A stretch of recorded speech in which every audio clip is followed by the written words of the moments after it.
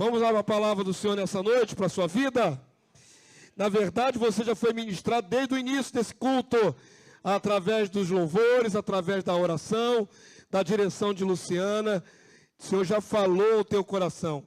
Sabemos quem Deus é, poderoso, poderoso Deus. Mas o Senhor tem colocado no coração do pastor de vocês, de ministrar a favor das famílias, cumprindo o plano de Deus desde o início, que em ti, né, na descendência de Abraão, seriam benditas todas as famílias da terra. Isso não é um modismo para eu pregar, isso não é um viés que eu escolhi, é uma necessidade. E eu creio, irmãos, que cada palavra dessa traz uma instrução que ajuda e pode ajudar pessoas a vencerem os males que afrontam a família. Nós já vivemos um tempo em que a família tradicional é afrontada por sistemas malignos e tantas coisas que acontecem. Mas eu creio que fortalecendo a igreja no entendimento da vontade de Deus, nós podemos impactar os que estão também fora da igreja. Quantos creem assim? Então, queridos, eu vou falar hoje para casal, sobre casamento. Ah, mas eu sou solteiro, não sou casado. Essa palavra me serve? Serve como instrução. Ah, eu já fui casado, mas hoje eu sou viúva. A palavra te serve? Serve como sabedoria adquirida para você orientar casais que estão em crise. Nós vamos falar aqui de crise conjugal. E se você não é o caso, está solteiro, está viúvo, não casou ainda, essa palavra não me tange. Porque se você for instruído em o que deve ser feito, você pode ajudar parente seu, pode ajudar vizinho, pode ajudar colega de trabalho, com uma palavra de Deus, vinda do próprio coração de Deus. Então não se abstraia por não estar necessariamente num casamento agora. Aprenda com a palavra de Deus a ajudar outros casais. Pode ser seus parentes, pode ser pessoas conhecidas. Amém? Hoje a palavra é toda no PowerPoint, colocar aí para mim? Finalmente a palavra, irmãos. Mas não podia deixar direto ir na palavra e esquecer desse trabalho tão lindo de ontem, né? Tão maravilhoso, tão cheio de graça. E também de anunciar o evento do sítio de dezembro. É o último evento da igreja e é o momento que nós confraternizamos, final do ano, e celebramos 17 anos da igreja. Essa igreja foi fundada em dezembro de 2008. Já são 17, a igreja está virando adolescente. Quase maioridade já. Não sei se é aniversário de alguém, dia 21. Alguém faz aniversário dia 21? O meu, que ela está insinuando, é no dia 22. A gente vai celebrar lá, mas o meu, na verdade, na segunda-feira. A Helena faz dia 21, então. Vamos celebrar. E um detalhe importante, teremos batismos. Glória a Deus. Tem jovens e adolescentes se batizando nesse dia. Glória a Deus. Sempre tem, né? Deus preparando aí e a nossa juventude crescendo para a glória de Deus. Vamos lá, querido, para a palavra do Senhor. Na verdade, nós vamos fazer aqui uma grande DR. Sabe o que é DR? Sabe essa sigla? DR. Discutir a relação. Esse termo é usado para dizer quando o casal tem que conversar. Discutir a relação. É um DR, mas vai ser baseado numa comparação ao protocolo que Jesus instruiu os discípulos para resolver qualquer problema no corpo de Cristo. Então eu peguei a palavra que foi direcionada para a reconciliação no corpo de Cristo, e os mesmos princípios servem para casamento. Vocês vão ver. A mesma palavra que é aplicada para irmão com irmão, também serve para cônjuges, esposo e esposa. Então vamos fazer esse paralelo, amém? Você vai ver que casa perfeitamente. Protocolo divino no casamento. Vamos usar a palavra que é usada dentro da igreja para reconciliação, também no casamento. Para resolver qualquer demanda entre marido e mulher. Efésios 5, 25, irmão. Toda a mensagem vai estar projetada aqui na frente, é só vocês lerem. Vamos lá? Maridos, amai vossa mulher, como também Cristo amou a igreja e a si mesmo se entregou por ela. Verso 33. Não obstante, vós, cada um de per si, também ame a própria esposa, como a si mesmo, e a esposa respeite ao marido. As palavras do Senhor inspiraram o apóstolo Paulo a escrever aos Efésios. Elas são para valorizar a união conjugal, coisa que Deus criou. Recentemente preguei a mensagem que a mulher não é só uma costelinha do homem, ela é o lado inteiro. Deus fez essa junção, e o que Deus ajuntou, não separe o homem. Então, a palavra nos ensina a não só valorizar nossas alianças de casamento com o nosso cônjuge, com a esposa, com o esposo, mas a tornar isso santo, de maneira que o diabo não venha destruir a união que Deus fez. Então, vamos aprender com a palavra o que deve ser feito. Avança aí para mim, vamos lá. Efésios 5, 25. Como a palavra é patriarcal, ela se dirige muito mais aos homens do que à mulher diretamente. E os homens precisam ouvir isso sim, todos os homens presentes. Maridos ou não, até os que pretendem no futuro casar. Nós homens temos uma característica dada por Deus. Homens, varões, não é? Nós temos características emocionais distintas das nossas parceiras, das mulheres. Homem e mulher são diferentes, todo mundo sabe disso, né? Parece estar filosofando ou chovendo no molhado. Homem e mulher não são diferentes só fisionomicamente, ou fisiologicamente, ou biologicamente. Deus criou a mulher com uma gama de características e o homem com outra. Por isso, a palavra estimula os homens a amar a esposa. Por que o homem deve ser estimulado a amar?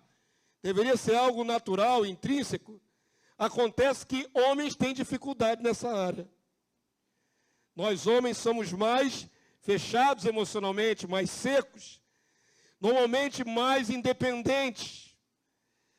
Menos expressamos as nossas emoções, e isso no casamento faz diferença. Então nós temos que romper com essa característica masculina, de sermos voltados para nós mesmos, e investirmos nossas vidas na esposa, na varoa. Amém? Quantos estão entendendo? Não é algo natural. O nosso natural é o homem se fechar emocionalmente. Esse é o natural da maioria dos homens. Mas, pastor, eu conheço um monte de homem derretido, manteiga derretida. Esses homens aí são exceção à regra. Né? Homem que chora por tudo, né, Júlio? São exceções à regra.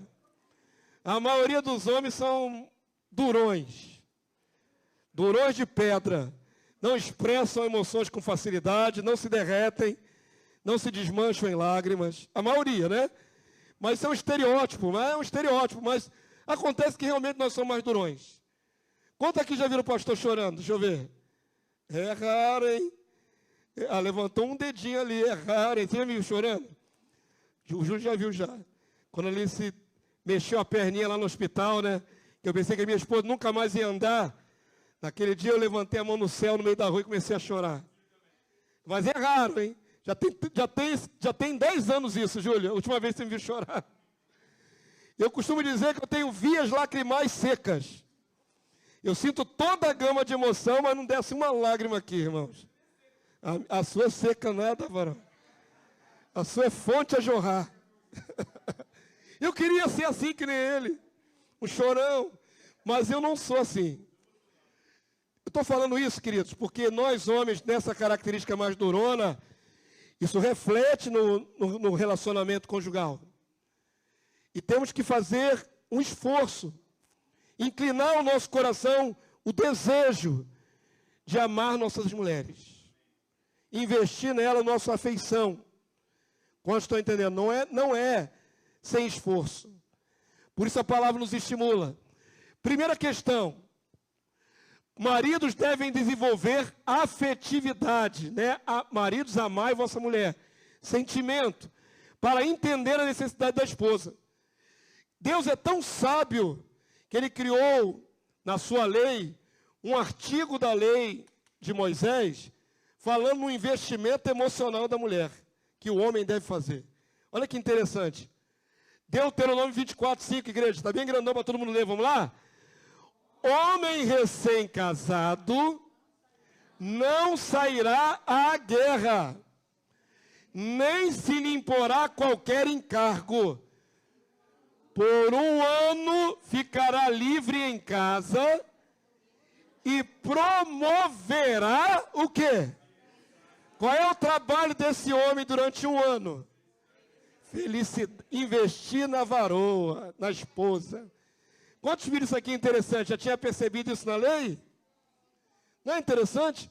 E olha que era um povo que precisava de todos os guerreiros possíveis para ir à guerra, para defender a nação. O povo de Israel dependia de guerra para se defender. Mas Deus pensou na mulher, na esposa. Guarda o marido em casa um período, para ele poder se concentrar em investir nela. Não pode ir à guerra. Até porque ela podia ficar viúva em menos de 1 ano. O cara ia para a guerra e não voltava. Como é que ia ficar essa mulher? Totalmente desamparada.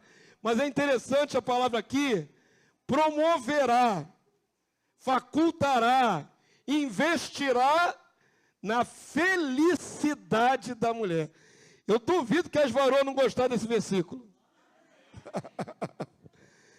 Não é legal? A palavra de Deus é a expressão da própria vontade de Deus, do que Ele pensou para homem e para mulher, para o casamento. Eu não estou aqui ministrando num casamento, essa palavra dá até para ministrar num casamento. Mas eu quero que você entenda que Deus investe no casamento. Ele pensou nisso, na necessidade emocional das mulheres. E serem ali o alvo da atenção do varão. Amém, queridos? Avança aí para mim. Como também Cristo amou a igreja, diz o texto de Efésios, a si mesmo se entregou por ela. Segunda questão. Além de ter o sentimento do amor pela esposa no coração, isto não será suficiente se ela não ver o quê? Ação. Atitudes falam mais do que qualquer declaração de eu te amo. Hoje é DR mesmo, irmãos. Estamos discutindo em grupo aqui. Os varões têm, às vezes, dificuldade até de falar eu te amo. Podem cobrar, viu, esposas? Mulher cobra esse tipo de coisa, né? Cobra, eu sei disso, viu? Pessoalmente, cobra. Homem econômico em falar eu te amo. Mas olha só, queridos, mais do que falar eu te amo, sabe o que agrada bastante as mulheres? É tirar aquele lixo que está lá para ser tirado e não tirou ainda. É consertar aquela bica que está lá pingando há não sei quantos meses. É ajudar na hora de botar o menino no colégio, ajudar a vestir a criança. O eu te amo é muito mais para elas essas ações do que palavra dita de boca. Então, varões, não adianta dizer só eu te amo. Tem que ter ação. Tem que agir. Na tua ação, mostrará a ela que você a ama. Amém? Os jovens estão aprendendo? Estão aprendendo aí, jovens? Aprende, hein? Aprende. Efésios 5:28, igreja, vamos lá? Assim também os maridos devem amar sua mulher como ao próprio corpo. Quem ama a esposa, a si mesmo se ama, porque ninguém jamais odiou a própria carne, antes a alimenta e dela cuida, como também Cristo faz com a igreja. Jesus não descuida de nenhum de nós. Ele vive para interceder por nós. Você lá na sua casa sozinho, Jesus está velando pela tua vida. Porque você faz parte do corpo, da noiva dele. O mesmo investimento de Jesus, de supervisão, de suprimento, de acolhimento, de amor em cada um de nós, a palavra nos ensina ao marido fazer com a esposa. Todo investimento emocional, toda a proteção, tudo que possa prover para ela, como Cristo faz com a igreja. A comparação é esta. O nível é alto de exigência. Não basta ser casado, tem que ser casado no padrão de Deus, no padrão bíblico. Avança aí para mim. Essa caricatura foi o seu pastor que desenhou, no tempo que eu ainda era desenhista. Essa chargezinha aqui. Olha aqui, eu falei, tem que ter ação. Olha aqui o bonachão aqui sentado na poltrona. E a mulher, aquela não é empregada doméstica, não, é a mulher dele, que está trocando o gás. Não é? Aquilo lá é o gás, irmão. Olha lá, está trocando o gás. Quem tinha que estar lá trocando o gás? Ajudando. E aqui outra situação muito comum em casamentos desequilibrados é quando o marido se omite de ser o cabeça no sentido de dar direção às finanças do casamento. E aí sobrecarrega a mulher que vive preocupada com a conta que vai pagar, como é que vai administrar. Não é papel dela. Deveria ser papel do varão, ou dos dois juntos, mas nunca deixar ela sozinha se preocupar com contas. Estou falando de coisas muito práticas do dia a dia, viu, irmãos? Mas essas coisas minam os relacionamentos. Quando há um desequilíbrio, quando há uma omissão, o outro lado fica sobrecarregado. Por isso, esses exemplos aqui que são engraçadinhos, mas na vida real isso aqui chateia, aborrece e acaba abrindo brechas no casamento. Avança para mim. Vamos para o caso mais sério, né? Quando há briga. Todo casal briga. Todo casamento tem dificuldade. Eu já ouvi algumas pessoas dizer que no casamento delas nunca brigaram. Eu acho estranho isso. Eu acho uma anomalia um casal que nunca brigou. Que estranho. São dois seres humanos com natureza humana caída. São dois seres humanos com, às vezes, com histórico de vida completamente diferente. Não é? Já é muito mais comum haver atritos. É como, né, duas madeiras rugosas, uma esfregando na outra, até lixar bastante. Nós temos farpas, nós temos imperfeições, e elas aparecem no casamento. Amém? Então, é mais provável que haja atritos, dificuldades, incompreensões. A primeira DR aconteceu aonde? A primeira DR da história. Lá no Éden. Quando tudo deu ruim, o que aconteceu? Adão foi questionado pelo que fez, ele jogou a culpa em quem? Em Deus e na Eva. Ele não jogou só na Eva, não, ele jogou em Deus. Ele falou, é a mulher que tu me deste, a culpa é tua, Deus, que me deu uma mulher estragada. Ele passou a bola para Deus. Chegou a acusar Deus, é a mulher que tu me deste. A mulher não presta e foi o Senhor que me deu. O homem, quando acuado, ele joga a responsabilidade no outro. A mulher, quando acuada, joga a responsabilidade no outro. E é aí que dá os atritos.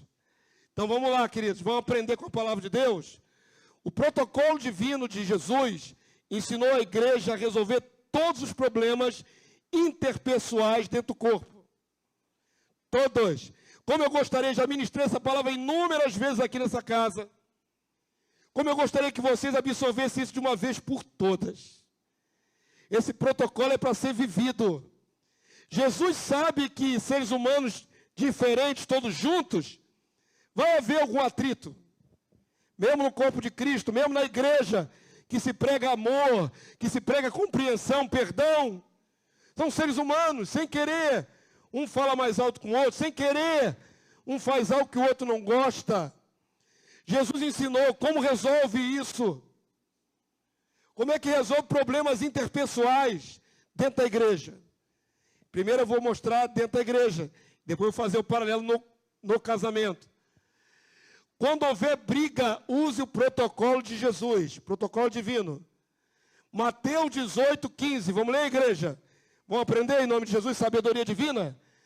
Se teu irmão pecar contra ti, qual é a ordem de Jesus? Vai questioná-lo, vá até ele e cobra dele uma solução. Vai e arguí-lo entre ti e ele só. Por que bato tanto nessa tecla? Até hoje tem gente, e quando tem algum atrito dentro da igreja, qual é a primeira atitude que ele tem? Vai aonde? No pastor. Está errado. O protocolo não é esse. A ordem dos fatores não é essa. Jesus ensinou algo ali naquela palavra que tem uma gradação. Houve um atrito entre dois indivíduos, os dois devem resolver. Sem mediadores, sem mediação da liderança. Vamos aprender isso definitivamente, irmãos, e botar em prática. Jesus não ia ensinar isso e esperar outro resultado. Tem gente que quer colher o resultado da reconciliação, mas ir por outros caminhos que não da palavra. Qual é a probabilidade de você acertar indo pela tua cabeça? Siga o que a palavra de Deus diz, porque Deus vela pela sua palavra para a cumprir. O roteiro do que está escrito aqui na Bíblia, esse aqui é rocha firme para pisar os nossos pés. Aqui você não erra. Mas se você abrir mão do que Jesus ensinou e fizer do seu jeito, não vai dar bom resultado. A psicologia de Deus é a melhor de todas, irmãos. Deus sabe como o ser humano funciona. Então, Jesus, ciente disso, deu a dica. Vai tu e ele só. Primeiro passo, né? Agora, vamos aplicar isso para a vida do cônjuge. Esse princípio serve para casamento também? Serve. Porque quando dois, dentro do casamento, brigam por algum motivo, vai acontecer alguns efeitos, né? Já ouviram o termo, dois bicudos não se beijam? Quando um fica bicudo de um lado, o outro fica bicudo do outro, há o afastamento. E aí começa, eu quero aplicar o mesmo conceito dado por Jesus à igreja para dentro do casamento. A ordem não é se afastar, a ordem é ir até o outro. O verbo vai é ir, vai, vai, vai. Depois que houve problema, o cônjuge vai, procura, vai ao encontro e expõe sua queixa numa conversa sobre alguma atitude que talvez não tenha compreendido o quanto feriu. Aquele que feriu, às vezes não percebe que feriu. Mateus 18, 15b. Vamos ler aqui a palavra? Se ele te ouvir, ganhaste o teu irmão. Da mesma maneira que se conserta relacionamentos na igreja, se conserta relacionamento conjugal. Conversa. Pastor, existe alguma outra maneira de consertar um casamento que não seja conversa? Eu desafio qualquer um de vocês a me provar outro meio. Existe alguma forma de consertar casamento sem conversa? Estou falando isso, sabe por quê, irmãos? Há terapeutas de casal. Existem pessoas que se especializam em tratar de casamentos quebrados, relacionamentos difíceis, profissionais dessa área de terapia de casal. Deixa eu falar uma coisa com você, talvez você queira fazer uma terapia dessa. Vai pagar um dinheiro, viu, irmãos? Mas deixa eu orientar você. Sabia que você economizaria muito mais se você simplesmente fosse até o seu cônjuge e conversasse? Porque no fundo, o terapeuta vai falar a mesma coisa que Jesus falou. Vai lá e conversa. O que constrói relacionamentos é conversa. O que refaz a ponte da comunicação é conversa. Não tem nada mais genial do que a conversa. O que resolve relacionamento é conversa. Seja dentro da igreja, seja no casamento, seja em relacionamento de colega de trabalho, colega te feriu, fez alguma coisa que você não gosta. O que vai resolver? Conversa. Sempre será conversa. Mateus 18, 15b, vamos lá? Se ele te ouvir, ganhaste o teu irmão.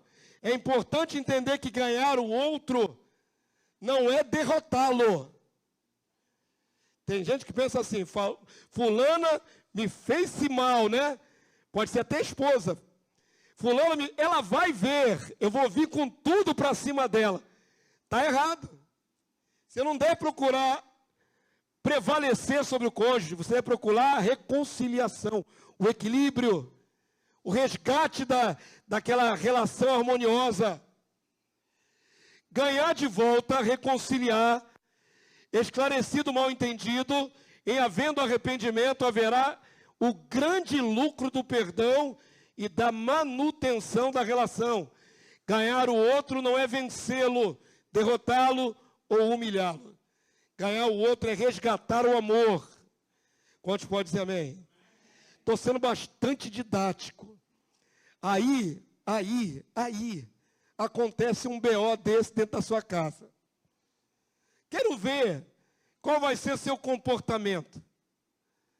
Não pode mais dizer que você não sabia o que devia fazer. Porque uma vez a palavra, que é a inspiração divina, ministrada ao teu coração, Deus lhe cobrará aquilo que já ensinou. Então não será mais considerado ignorante. Será considerado impenitente, que não muda. Então presta bastante atenção, porque essa palavra aqui, ela é fiel e verdadeira, ela funciona. Relacionamento se conserta com conversa. Amém, povo santo? Com a disposição de ir até outra pessoa para resgatar o amor. O relacionamento conjugal também. Avança aí para mim. Está disposto a fazer o DR. Terceira questão. A característica mais prática e menos emocional do homem dificulta o entendimento das características emocionais variáveis da mulher.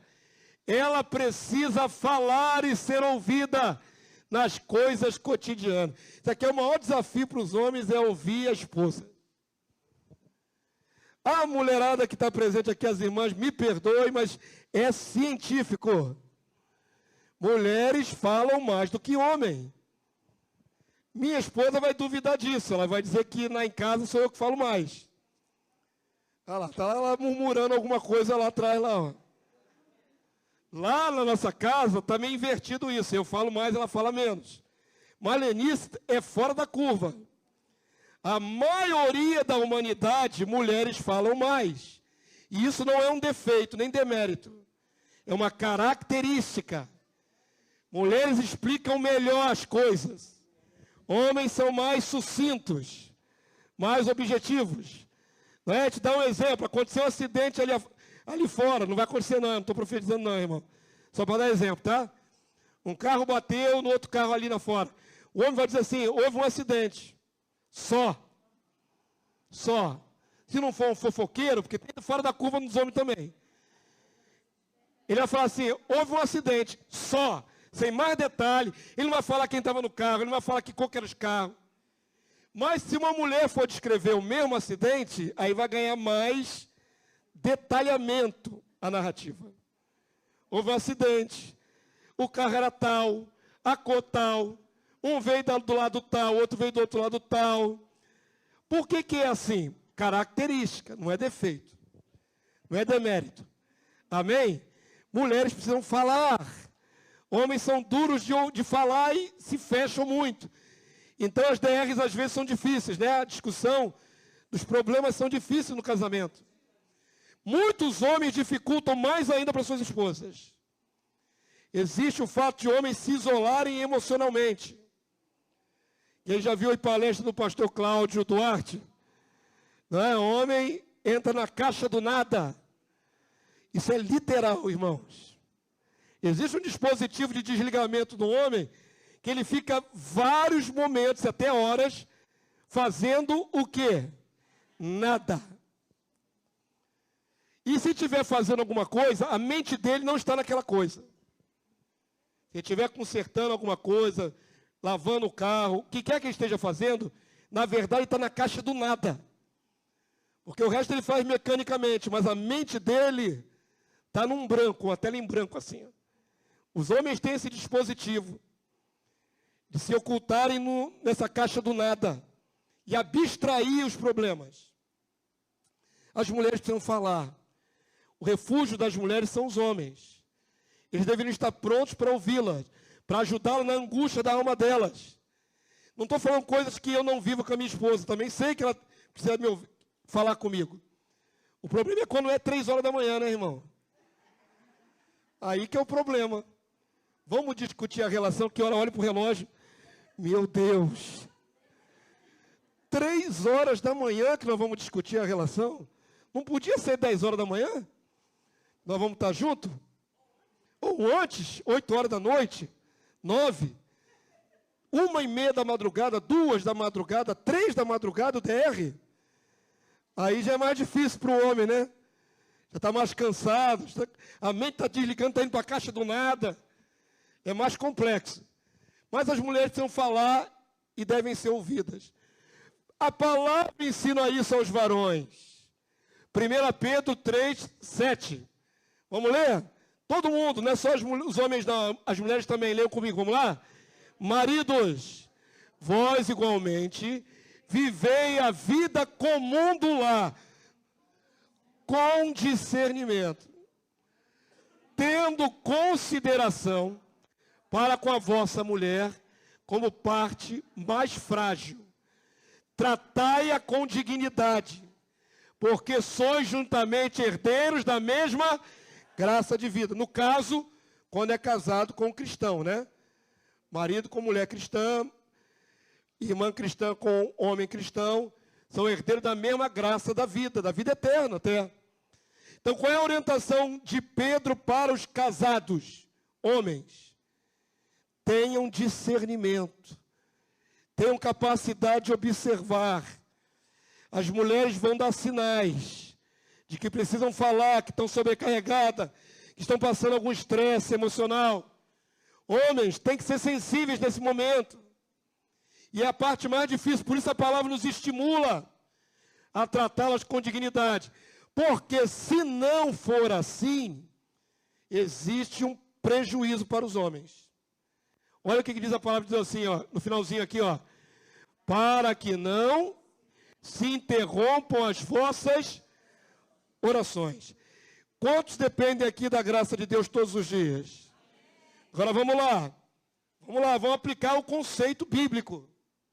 Se você briga com seu cônjuge e fica de mal, e fica ali rompida a relação por muitos dias, você acha que Deus está ouvindo a tua oração da mesma forma? Deus ouve todas as orações da terra. 8 bilhões de orações estão subindo, mais de 8 bilhões de seres humanos estão vivos.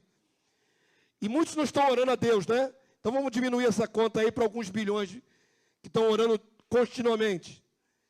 Queridos, um conceito bíblico básico. Deus não recebe nada de nós em litígio. Lembra da oferta? Jesus ensinou? Se tem um problema com seu irmão, o que você faz com a oferta? Coloca a oferta num canto, reconcilia-te primeiro com teu irmão e depois você faz a oferta. É o mesmo princípio de Caim e Abel. Por que Deus rejeitou a oferta de Caim? Porque o coração dele não era correto. E Deus sonda corações. Deus não quer a oferta. Deus quer a gratidão de um coração puro. Se o coração está em litígio com o outro, a oferta não vale de nada para Deus. Deus não está buscando oferta. Deus está buscando corações. Quantos já entenderam esse princípio? Então não adianta. Casal cristão brigou. A tua oração já começou a ficar impedida. Não sobe nem no teto. O teu louvor não é aceito. Tuas ofertas votivas de dinheiro também não servem para nada. Porque Deus não está atrás de dinheiro. Deus está atrás de coração. Corações transformados. Quantos dizem amém? Então preste atenção, queridos. Nós temos que consertar nossos relacionamentos o mais rápido possível. Não pode andar em litígio e achar que Deus é contigo. Deus não tem filho preferido. Deus não toma partido de um lado ou do outro, mas Deus sabe o que é injustiça no casamento. Se houver da parte de uma injustiça para o outro, Deus sabe a diferença. Amém, povo santo? Todo mundo está entendendo? Estou falando de coisas muito práticas do dia a dia, a vida comum do lar. Maridos, não adianta só pôr tudo em casa. Tem que ouvir e conversar. Não adianta fugir da esposa para não conversar. Tem que encarar a dita cuja com a tromba dela de elefante que ela está fazendo, o bico, e vai lá encarar ela, que você escolheu ela, você está com ela, assume seu B.O. Amém? Então não adianta. Ah, ela está bicuda, eu vou passar bem longe, vou passar dias fora de casa, está errado. Encara logo o problema, conversa e resolve. É simples assim, a palavra é muito simples. Avança aí para mim. Ela é simples, mas muita gente não coloca em prática. E casamentos ficam abalados, o diabo entra e destrói casamentos. Se essas coisas simples que eu estou falando aqui forem vividas como regra de vida, o diabo não tem poder de destruir esse casamento. Ele não tem como minar isso. Discutir é melhor que guardar mágoa. Provérbios 27, 5. Vamos ler, igreja? Melhor é a repreensão franca, aberta, do que o amor encoberto, escondido. Eu amo fulano, mas não vou brigar, mas não vou discutir, não. Eu amo minha esposa, mas não estou afim de discutir. É um desgaste emocional terrível discutir, né? Não adianta. É melhor repreensão franca. Franca aí, queridos, é clara, honesta, direta. Fala o que está incomodando você no relacionamento. Fala o que a pessoa fez que você não gostou. O comentário que o seu cônjuge fez que te humilhou, que te entristeceu o coração. É melhor falar do que guardar para dentro de si aí no seu coração. Vai adoecer emocionalmente. Vai dar lugar à brecha. E pode ser que o diabo se aproveite disso para separar você no seu casamento. Estou falando muito sério. É fato, queridos. Nós fomos feitos para relacionarmos uns com os outros. Fala. Não guarda. Não esconde. Eu vou mostrar a vocês agora uma pesquisa não evangélica. Não tem nada de cristã essa pesquisa, uma pesquisa científica. Olha só que interessante.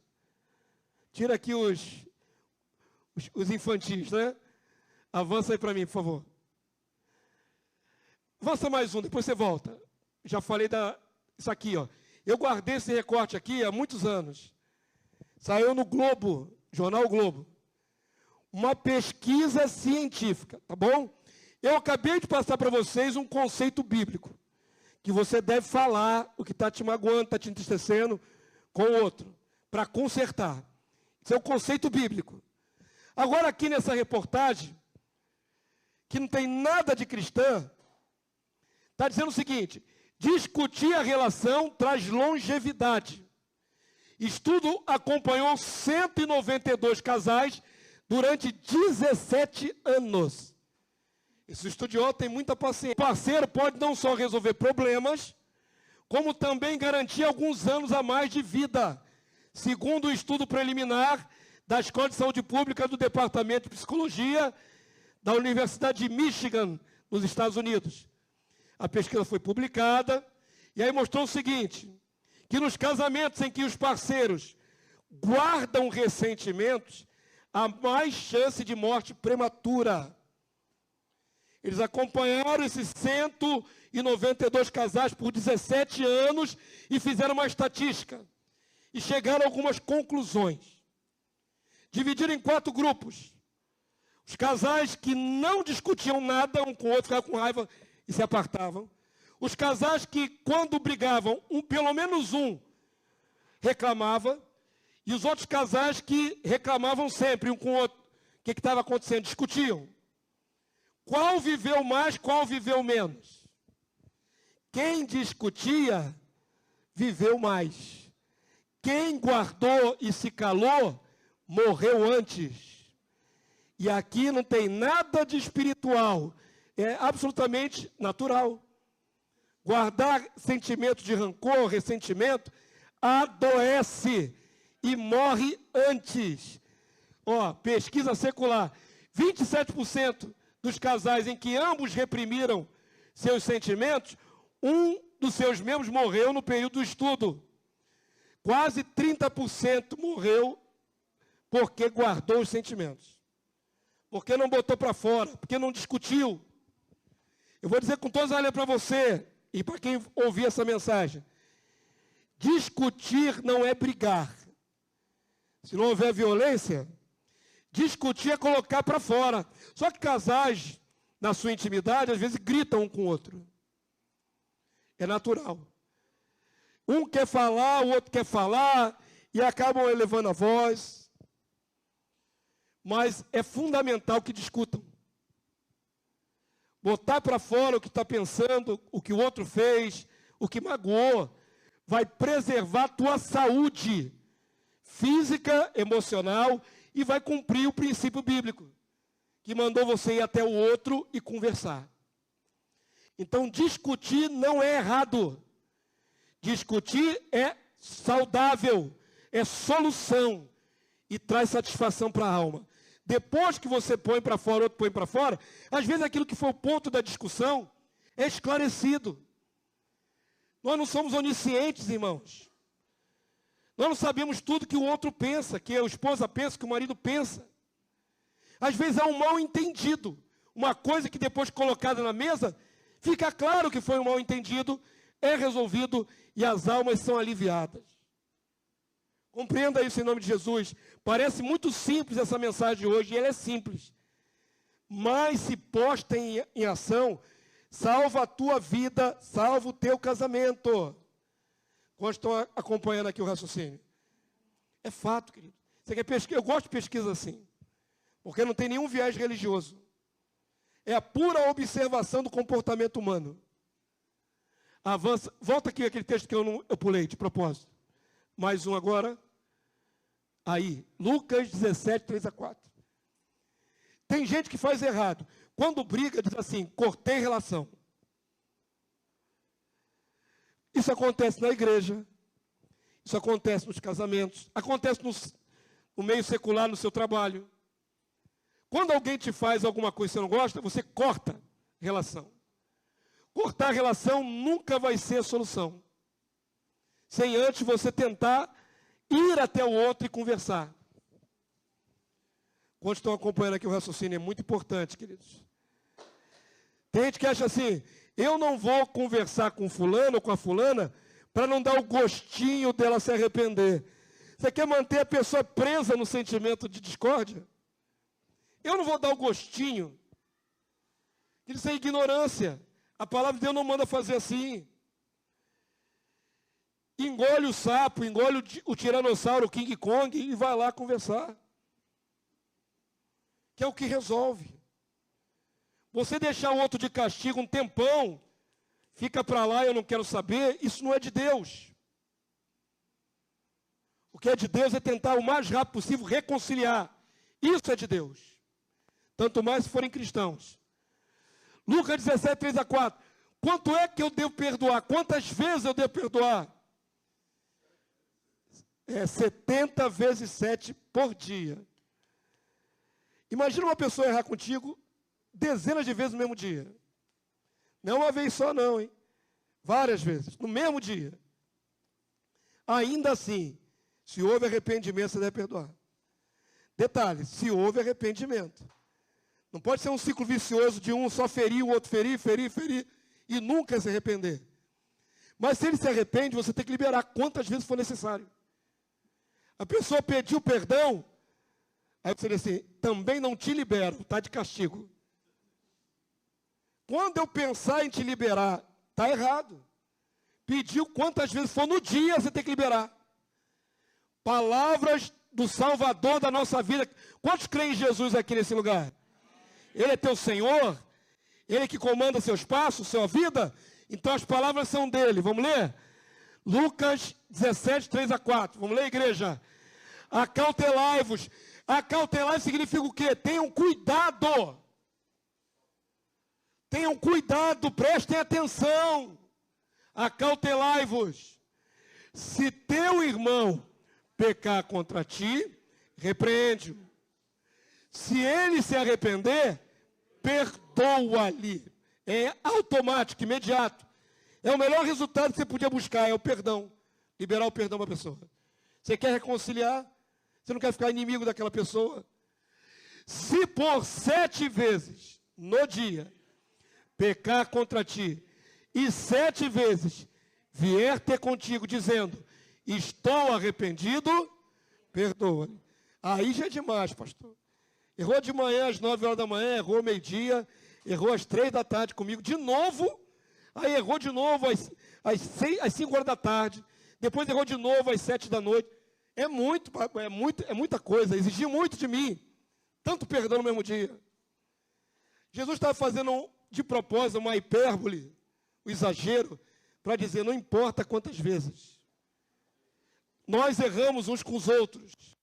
O importante é consertar. Não interessa quantas vezes. Você tem que estar disposto, coração disposto a abençoar, a perdoar, a reatar o relacionamento. Isso serve para o casamento também. Avança agora para mim. Aí, ó. Coisas erradas que, depois da briga no casal, algumas pessoas fazem. Estratégia errada fora da verdade perfeita de Cristo. Ficar com raiva e se afastar do cônjuge. Quanto mais você se afasta, mais cria uma barreira de dificuldade para reatar o relacionamento. O texto que eu coloquei ali diz o seguinte, o protocolo divino é claro, deve-se ir na direção do outro. Não é eficaz ficar orando a vida toda sem ir até o cônjuge para conversar. Erro de crente. Brigou. Você já foi lá conversar com fulana ou com fulano? Não, eu estou orando. Por quanto tempo você vai só orar? A desculpa de crente é essa. Não fui ainda porque ainda estou orando. E passa um dia, passa 2, passa 10. E a brecha está lá aberta no relacionamento. Está orando muito, né? Já não caiu a ficha não que você tem que fazer uma ação de ir lá conversar?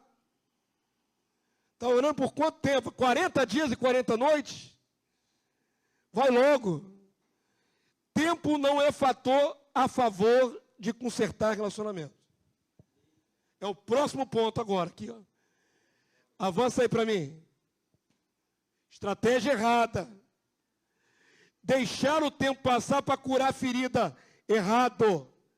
A solução não é deixar passar o tempo, pois dá lugar ao diabo, sedimentando a separação. A ira tem tempo de carência.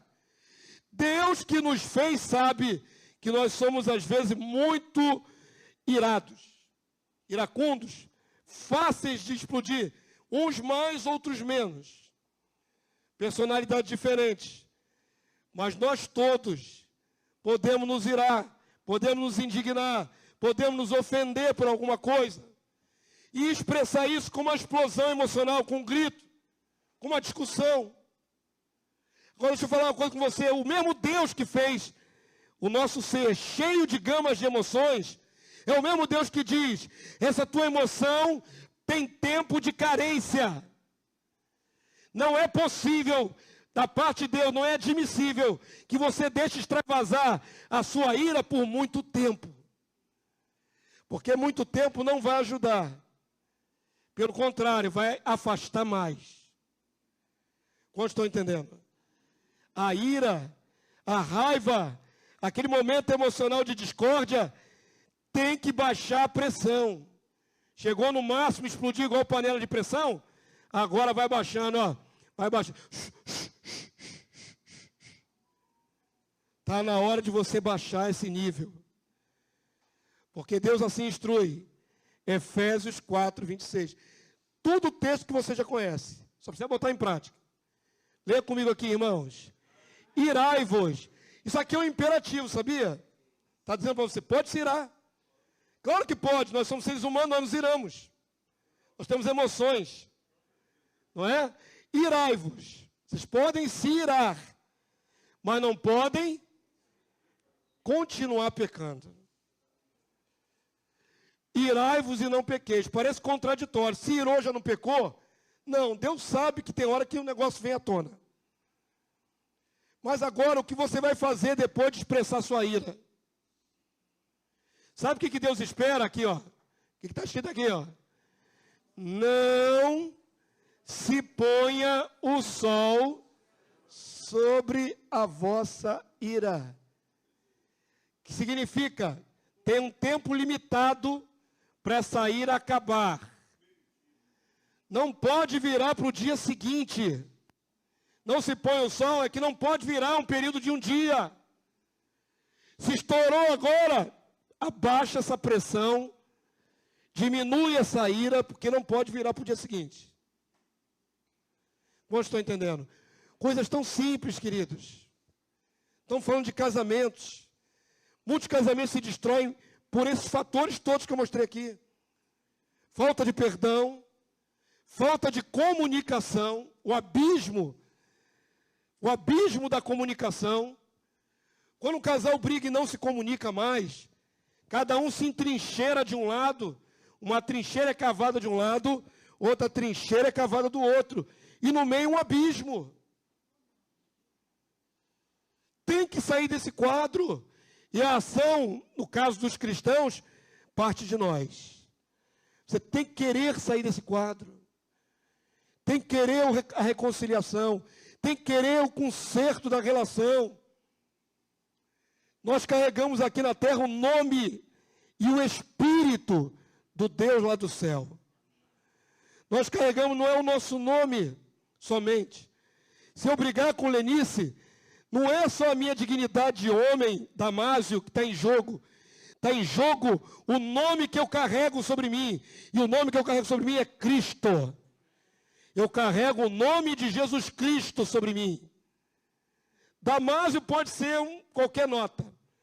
Mas ele não deve ser um qualquer nota, porque ele carrega o nome de Cristo. Se eu brigo com a minha esposa, eu envergonho e defamo a família do qual eu fui inserido, a família de Cristo. Eu tenho que reconciliar com a minha esposa por amor a ela, e ela por amor a mim, mas nós dois por amor a Jesus. Porque se eu continuar brigado, se eu continuar atritado, e em ódio, e raiz de amargura, quem eu estou denegrindo nesse conluio aí, é o Senhor. Porque no dia que nós nos casamos, foi um cordão de 3 dobras. Fui eu, ele, ela e o Senhor. Quantos entenderam? Você tem que velar pelo nome de Cristo no seu relacionamento conjugal. O que você faz reflete quem é Cristo. Se a vizinhança sabe que você é cristão e vocês vivem se engalfinhando, brigando, gritando dentro de casa, o nome de Cristo está envolvido nisto. Porque você carrega esse nome. Quantos estão entendendo? É fundamental resolver o quanto antes a crise no casamento. O mais rápido possível. Se possível, não virar à noite sem se reconciliar. Uma das coisas que funcionou comigo com Lenice por muitos anos, e eu tenho personalidade forte, vocês sabem que ela também tem. Não é? E aí dá atrito. Sempre deu. Nos últimos anos tem dado cada vez menos, graças a Deus. Vai ficando mais velho, fica mais sábio. Mas no começo, irmãos, era complexo o negócio. Personalidades fortes, conflituando, né, batendo de frente. Uma das coisas que funcionava conosco, sempre funcionou, e eu vou dar a dica aqui, já estamos chegando no final da mensagem. Quem está achando que está muito cansativo, estou dando palavras de sabedoria prática da Bíblia. Mas uma coisa que funcionou comigo com o Lenice, quando a gente estava brigado, bicudo, é que nós temos vida com Deus, vida de oração. Eu tenho e ela tem. E aí na hora de dormir, se você estiver atritado, brigado, você tem que fazer uma oração para dormir. E aí na oração a gente acabava, muitas vezes, mandando uma indireta para o cônjuge lá do outro lado da cama. Né? Tá vendo o cenário? Os dois brigados durante o dia estão bicudos, um de costa para o outro. Nem está mais um olhando para a cara do outro. Mas na hora de dormir, dorme na mesma cama. E tem que dormir na mesma cama. E aí a gente começa a oração: Senhor, tem misericórdia de mim, pecador. A menos que você tenha cara de pau, né? Está tudo ruim dentro de casa e você orar: oh, Senhor, que maravilha, dia maravilhoso hoje. Que bom, o Senhor é bom. Todo tempo o Senhor é bom. Não, está ruim. E aí eu começava: Senhor, tenha misericórdia do teu servo, pecador. Perdoa, Senhor, pelo que eu falei com a tua serva. Ela está ouvindo lá, sentado do outro lado da cama. A minha oração de renúncia do pecado. É um recado indireto. Perdoa, Senhor, eu perdi a cabeça, eu falei que não devia. E, de certa forma, você está pedindo desculpa falando com Deus. Funciona, hein? Comigo, com ela, funcionou sempre. Porque agora também ela tem que orar também, né? Não é só eu, não. Ela também vai ter que orar. Em voz alta. Aí ela ora, também pediu perdão pelos erros dela. E normalmente isso gerava o quê? 2 pecadores arrependidos pela ação do Espírito Santo de Deus. E acabava aquela barreira caindo, a gente acabava se conversando e resolvendo o problema. Funciona. Amém? Ora para Deus, porque não é possível que 2 pessoas com o Espírito Santo continuem em atrito, continuem em guerra, achando que Deus é com um ou com o outro.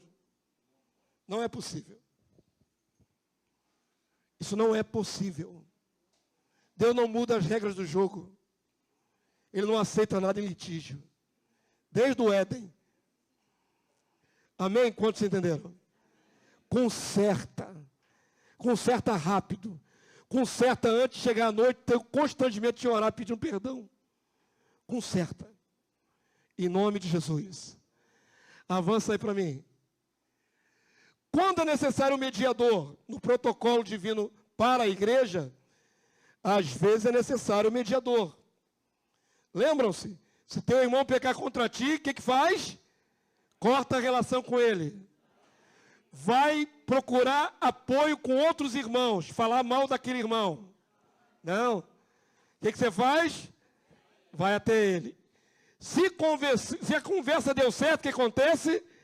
Você ganhou o irmão. Mas se ele não aceitar a conversa, aí há protocolos. O protocolo de Jesus também contempla isso. Se foi algo que outros presenciaram, chama esses outros para tentar fazer ali o convencimento. E se a pessoa ainda assim não quer reconciliar, é irreconciliável. Aí pula essa fase e vamos direto para outra. Qual é a outra fase? O desenvolvimento disso. Leva-o ao conhecimento da igreja.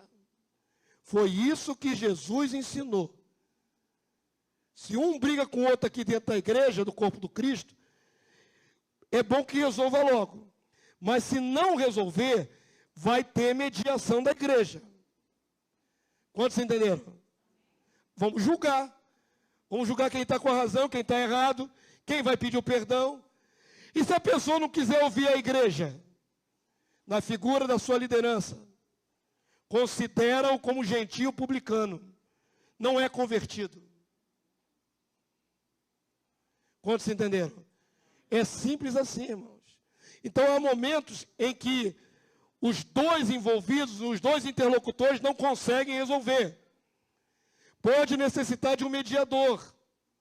No caso da igreja, não é falar para toda a igreja, mas aqueles que estão ali governando, dirigindo a igreja, para ajudar a resolver. Mas pode ser que no casamento também precise de um mediador.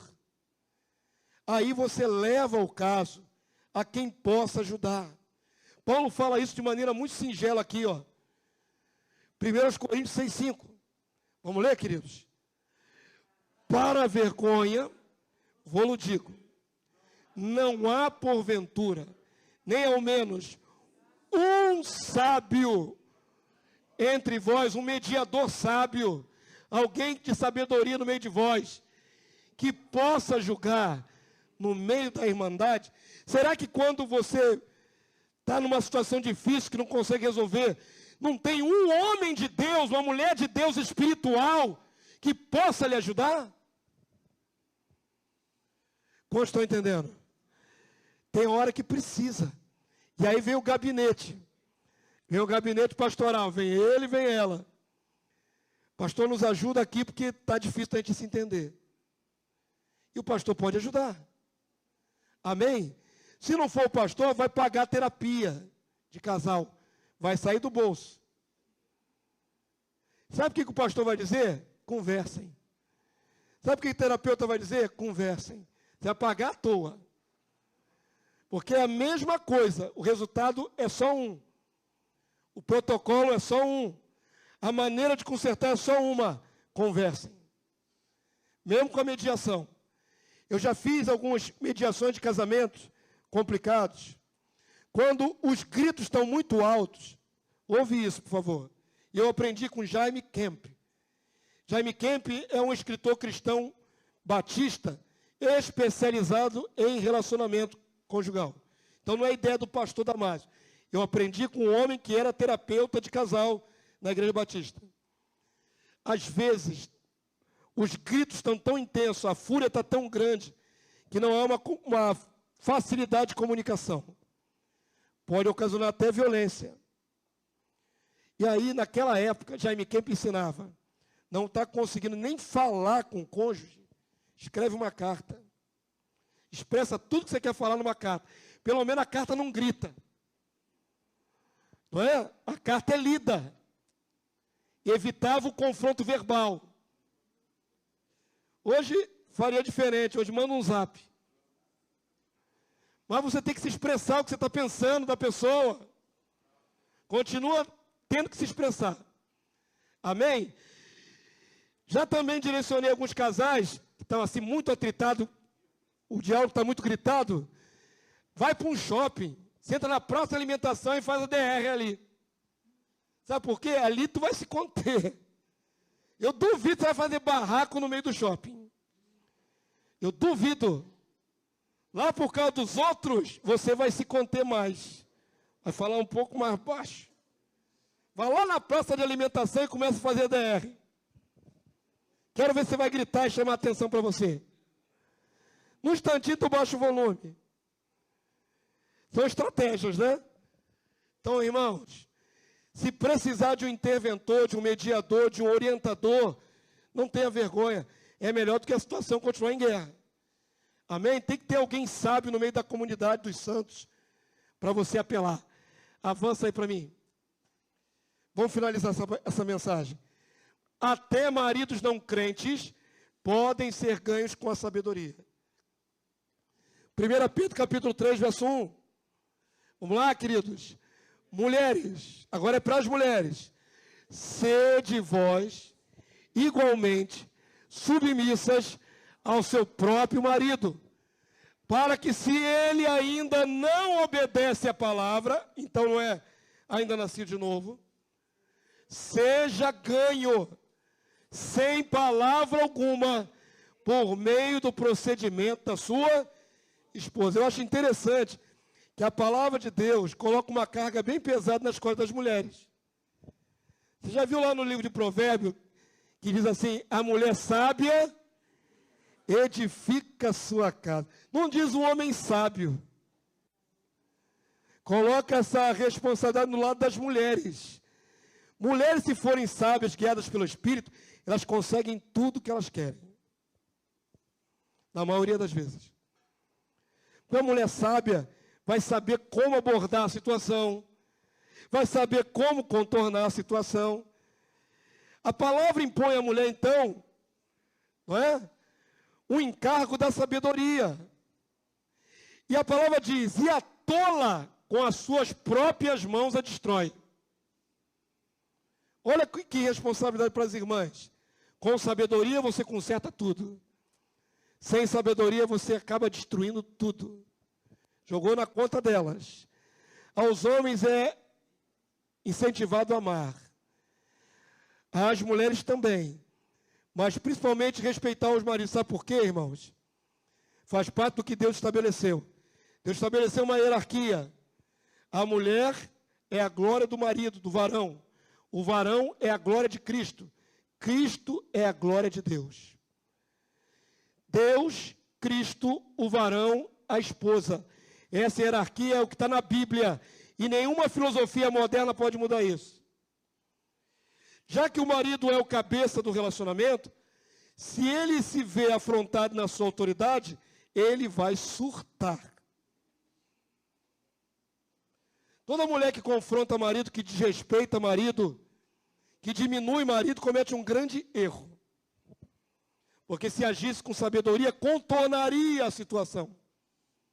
Bater de frente, não estou falando da discussão para resolver problema, mas aquela mulher que quer subjugar o marido, que quer sobrepujar o marido, aí está errado. Porque o homem foi feito para ser o cabeça no relacionamento. Ah, mas vai ter um monte de gente na internet dizendo que não é assim. Você vai ver um monte de psicólogos de internet falando que não é assim. Mas a Bíblia diz que é assim. O Deus que criou o casamento diz que é assim. Nós não seguimos modelos contemporâneos, modernos. Nós seguimos o modelo eterno da palavra de Deus. Amém, povo santo?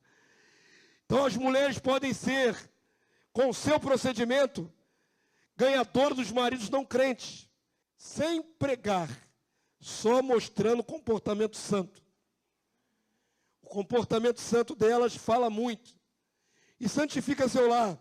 Paulo diz, né, que quando é casado com um cônjuge não crente, a parte que é cristã santifica a parte não crente. De uma maneira ou de outra, acaba influenciando com a sua luz. E o comportamento do não crente melhora. Diminui a impiedade. Amém, povo santo? Todo mundo entendeu? E a palavra de Deus diz, senão seus filhos seriam impuros, mas são santos.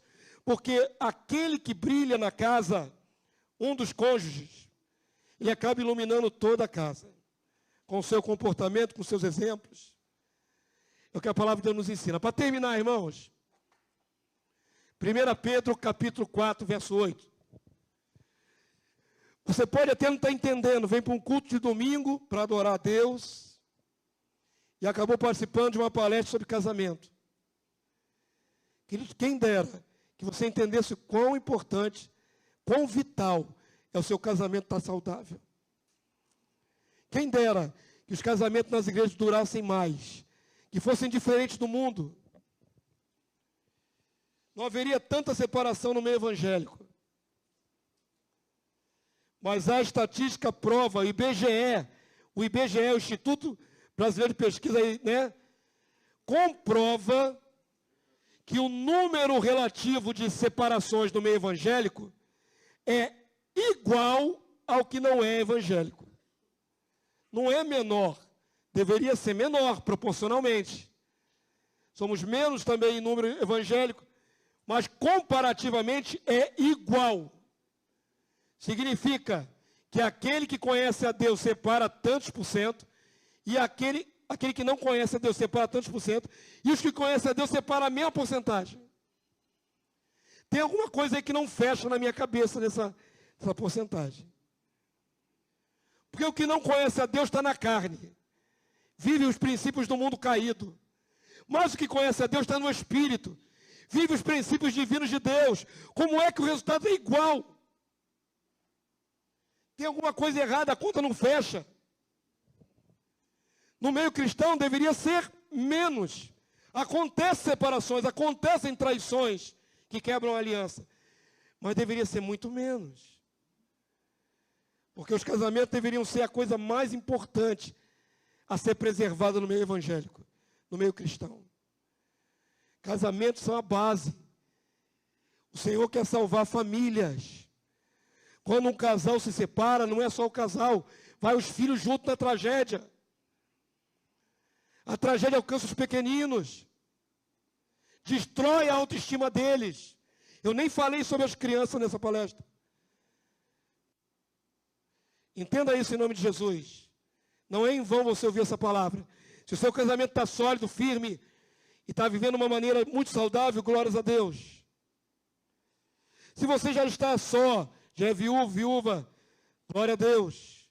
Se você é solteiro, ainda nem casou, para que eu estou ouvindo isso? Entenda em nome de Jesus. No dia que você casar, você tem que honrar esse casamento até que a morte os separe. Não é por um período curto, não é para trocar por outro casamento se não der certo. É para sempre, é perene. Ou até que a morte os separe ou Jesus volte do céu. É assim que todo cristão deveria pensar. Vamos ler aqui 1 Pedro 4,8, fechando essa palavra? Vamos lá, igreja? Leia comigo. Acima de tudo, porém, tende amor intenso uns para com os outros, porque o amor cobre multidão de pecados. Amém, queridos? Reconciliações são possíveis, mesmo que demorem. Casais que se separaram, às vezes retornam, mesmo que tenha sido uma briga feia. Deus é poderoso para reatar aquilo que o homem separou. Amém, queridos? Fica de pé nessa hora. Acabou. 1 hora ainda foi muito, né?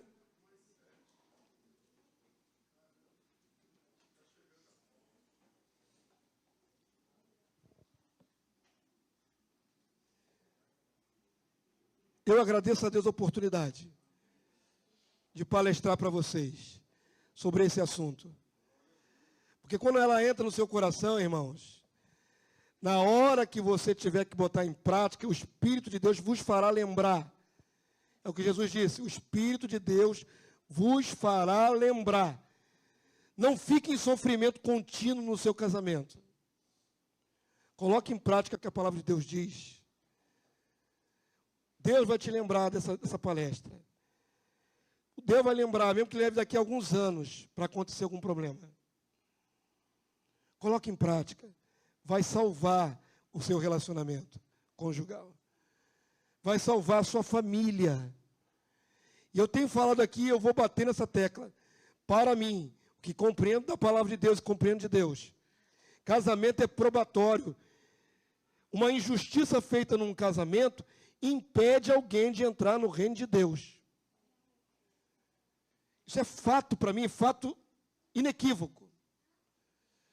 Se cometemos nós um erro gravíssimo contra o nosso cônjuge, isso vai pesar contra nós, porque seremos vistos por Deus como injustos.